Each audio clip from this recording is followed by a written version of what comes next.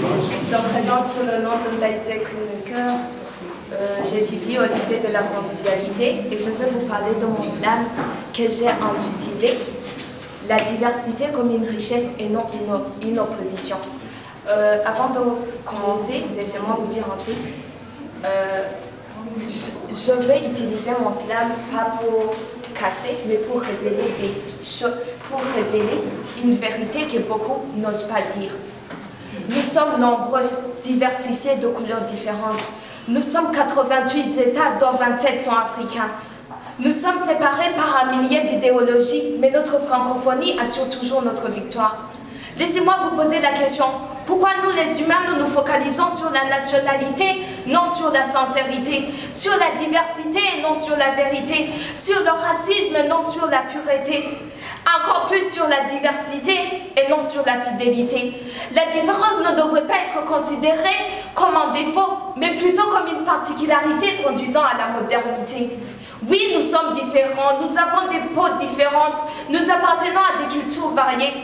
Peut-être même que nous formons ce que nous pourrions appeler un mélange hétérogénéite. La différence de ce qu'on pourrait décrire comme une forme mosaïque. Mais nous avons eu la chance d'être frères d'une même langue. Et ça compte plus que des milliers de mots. Oui, je ne peux pas me tenir ici pour dire que je suis la francophone parfaite. Mais j'essaie de la diversifier autant que je peux. La langue française étant parlée par des pluralités, ou même en respectant le fait qu'elle soit une multiformité. Mais la francophonie, elle, étant diversifiée par ceux qui comprennent son importance. Vous qui croyez que la diversité de la francophonie n'est pas une richesse, alors moi, la noire, à l'accent congolais, avec une prononciation ivoirienne et parlant d'expression française, suis-je digne d'être devant vous pour m'exprimer? La francophonie n'est pas juste le fait de parler une même langue, mais elle symbolise une solidarité entre ceux qui la parlent. Le fait que j'appartienne, que je sois née dans une société plurilinguiste et que je sois devenue plurilingue ne fait pas de moi un monstre, mais fait de moi quelqu'un qui a beaucoup souffert de la solidarité causée par ceux qui ne comprenaient pas que j'étais le fruit de cette même diversité. Alors, s'il vous plaît, arrêtons cette hypocrisie de juste nous réunir ici pour montrer une solidarité qui cache une agressivité.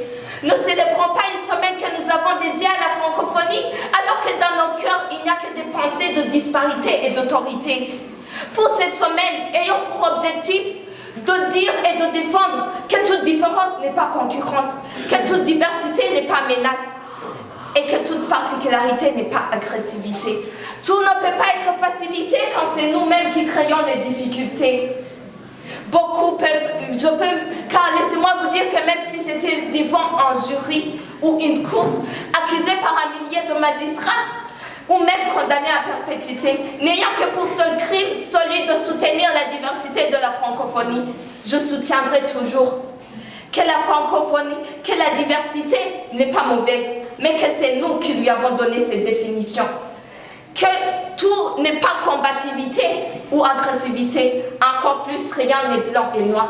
C'est nous qui transformons le blanc en noir et le noir en blanc. Laissez-moi vous dire, beaucoup d'entre vous disent dans leur cœur que cette fille se surestime. Mais ce n'est pas de la surestimation. Car laissez-moi vous demander, est-ce que l'alliance d'un blanc et d'un noir n'est-ce pas un métis? Ce phénomène ne s'appelle-t-il pas métissage? Alors veuillez me dire pourquoi notre alliance serait-il une folie? Merci.